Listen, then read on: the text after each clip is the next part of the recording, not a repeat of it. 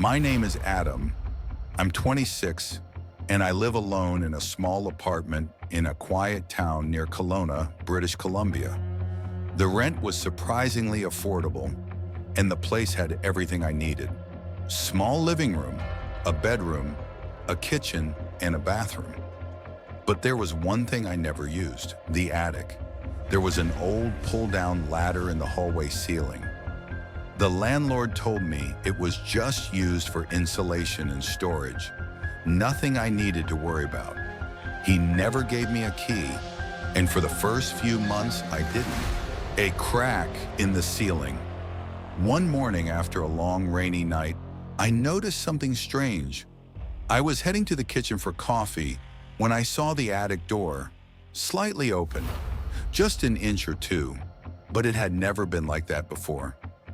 I stared at it for a while.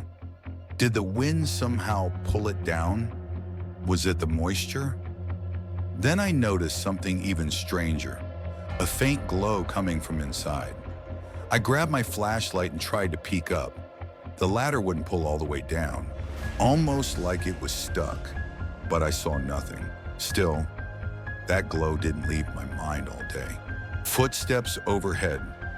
That night, I was woken up around 3 a.m., not by a dream, not by a storm, by footsteps. Slow, heavy steps moving just above my ceiling.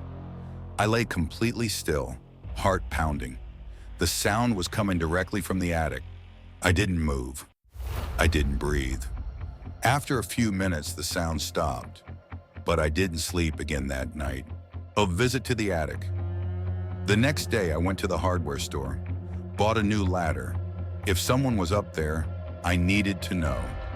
When I finally climbed up and pushed the attic door open fully, the smell hit me first. Stale air and something old. Then I saw it, a thin, moldy blanket, empty water bottles, a few food wrappers. Someone had been living in my attic. No windows, no lights. Just a cramped, cold space, and evidence that I hadn't been alone in that apartment for a long time. The breathing behind the wall that night, I double-checked every lock. I even left the attic door wide open to make sure no one could hide there again. But around 2:30 a.m., I woke up to a sound I'll never forget. Breathing, not loud, but close, too close. I sat up. The sound wasn't coming from the attic. It was coming from inside my bedroom wall. I turned on my flashlight and scanned the wall. There was a small gap near the baseboard I'd never noticed before.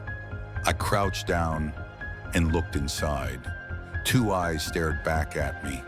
The escape, I stumbled back, completely frozen. For a few seconds, neither of us moved. The breathing grew louder. I could hear it speeding up. I slammed the bedroom door, locked it, and backed away. I called 911 with shaking hands. The dispatcher told me to leave the apartment if I could. I grabbed my coat, ran out the front door, and waited outside in the rain. Within 15 minutes, 2 officers arrived. They searched the attic, then the crawl spaces, and finally, they found it. There was a narrow tunnel behind the wall in my bedroom.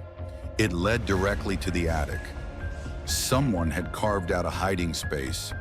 They'd been watching me. I haven't gone back to that apartment since. It's still there, probably empty now, but I still wonder, how long had they been living there? And more importantly, what were they waiting for?